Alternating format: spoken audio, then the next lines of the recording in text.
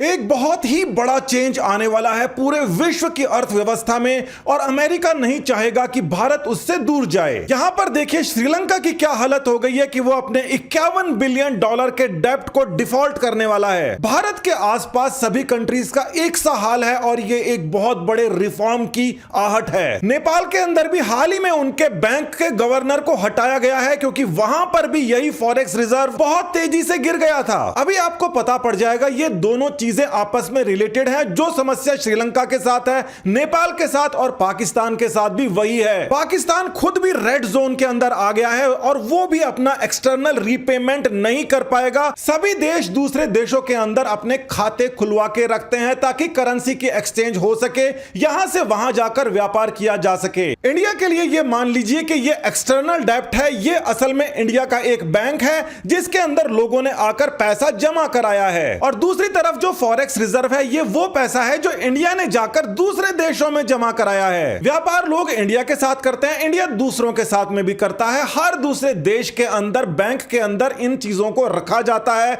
सबसे ज्यादा अमेरिका में रखा जाता है। सबसे ज्यादा करेंसी अमेरिका के अंदर जमा कराई है और 30 ट्रिलियन डॉलर्स अमेरिका के पास दूसरों की करेंसी पड़ी है। आप ये कहोगे कि अमेरिका क्यों पैसे लेता है? अमेरिका उसी लिए पैसे लेता है जिस वजह से बैंक आपका पैसे लेता है। आप वहां पर पैसे जमा करा दोगे और वो उसको उधारी देकर उस पर ब्याज कमाएगा। अमेरिका सबसे ज्यादा कमाई कर रहा है। अमेरिका के मुकाबले इंडिया के पास में तकरीबन 600 बिलियन डॉलर का एक्सटर्नल डेब्ट है और रशिया के पास में भी करीब 500 बिलियन डॉलर का है। ये डेटा थोड़ा पुराना है। मोटे तौर पर यह मान लीजिए इंडिया के बैंकों में जो देशों ने पैसा जमा कराया है उससे 600 गुना ज्यादा अमेरिका के बैंक में लोगों ने पैसा जमा कराया है, देशों ने कराया है। सबसे महत्वपूर्ण बात जो आपको पहले से पता है कि आप किसी भी बैंक में जाकर पैसा डिपॉजिट करते हो तो वो आपको 5-6% ब्याज देता है। इसी प्रकार से जो अलग अलग कंट्रीज ने पैसा जमा कर रखा है रशिया के अंदर, उसके ऊपर उसे भी ब्याज देना पड़ता है। मगर अब देखिए सैंक्शंस की वजह से रशिया के साथ समस्या क्या हो गई है।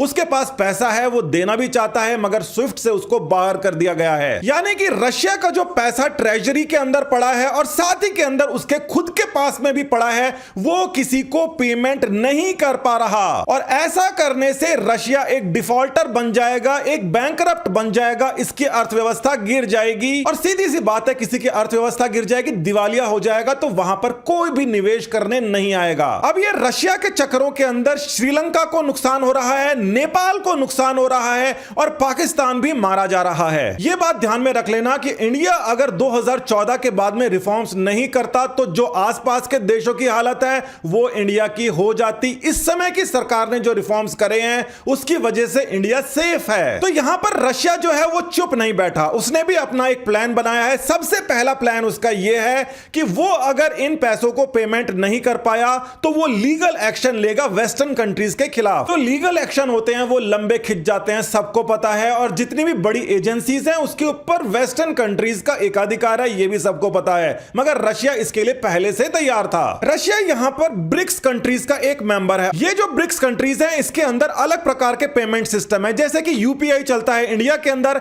एमआईआर चलता है रशिया के अंदर और यूबीआई चलता है चाइना के अंदर। यूपीआई अभी बनाया गया है और यह ही सबसे बड़ा खतरा है सैंक्शंस को अवॉइड करने का और भारत की अर्थव्यवस्था को बचाने का। रशिया यहां पे कह रहा है कि ये जो स्विफ्ट सिस्टम है जिससे उसको बाहर करके जानबूझ के डिफॉल्टर बनाने की कोशिश की जा रही है, तो क्यों ना इसको सिस्टम को हटा के एसपीएफएस एक नए प्रकार के सिस्टम के ऊपर काम किया जाए। और ये जितने सारे जो सैंक्शंस लगे हुए इतनी भरमार कंट्रीज हैं, ये सब कंट्रीज को इससे इतना फायदा होगा कि सभी कंट्रीज के ऊपर इस समय के सैंक्शंस का भी फर्क नहीं पड़ेगा और आने वाले समय के ऊपर भी कोई सैंक्शंस काम नहीं करेंगे। सिर्फ अंदाजा लगाने के लिए समझिए कि ये यूएस डिपार्टमेंट ऑफ ट्रेजरी की वेबसाइट है और अगर आप यहां पर लिस्ट देखते हैं कि किन कंट्रीज के ऊपर फिलहाल सैंक्शंस लगे हैं तो ये बहुत ही लंबी लिस्ट है। इन सैंक्शंस की वजह से दूसरी कंट्रीज के अंदर भी फियर है कि यूएस हमारे ऊपर आने वाले किसी टाइम के ऊपर सैंक्शंस ना लगा दे। और ये सभी कंट्रीज चाहती हैं कि हमारे को एक अल्टरनेटिव सिस्टम मिल जाए जो कि रशिया इस समय देने की कोशिश कर रहा है। हाल ही के अंदर रशिया के खिलाफ जो वोटिंग हुई थी उसके अंदर ये तो मान लेते हैं कि 93 कंट्रीज यूएस के फेवर में थी, मगर तकरीबन इतनी ही कंट्रीज ऐसी भी थी जिन्होंने किसी का साथ नहीं लिया या फिर रशिया के लिए बिल्कुल खड़े हो गए। इन सभी कंट्रीज को मिला लेते हैं तो पूरे वर्ल्ड की तकरीबन 80% पॉपुलेशन इनके फेवर में नहीं थी।